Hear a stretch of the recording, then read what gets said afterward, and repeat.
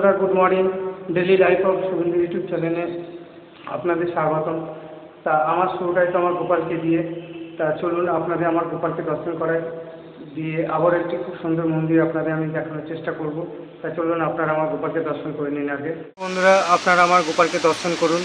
আমার শুরুটাই তো আমার গোপালকে দিয়ে। তা চলুন যাওয়া যাক। বন্ধুরা, আজ আমি নবদ্বীপ আবারও চলে এসেছি। আপনাদের আজ একটি কালী মন্দির আপনি দর্শন করাবো আপনাদেরকে। এই মন্দিরটা খুবই পুরনো।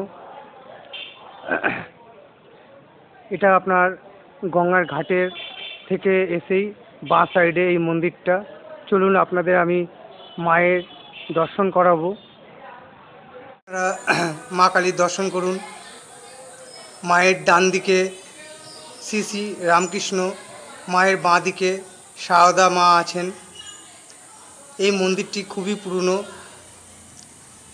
সেটা আপনারা পাশে যে প্রদীপটা রয়েছে সেটা দেখেই বুঝতে পারছেন, খুবই প্রাচীন। এই প্রদীপ দেখা যায় না আজকাল, দু সাইডে দুটো।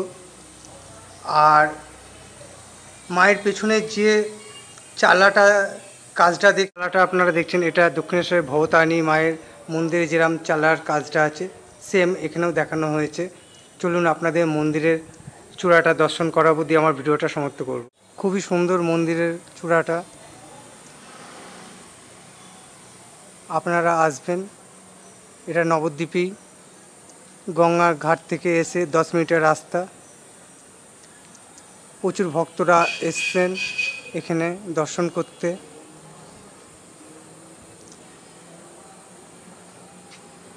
আমার ভিডিওটা আমি এখানেই সমাপ্ত করলাম।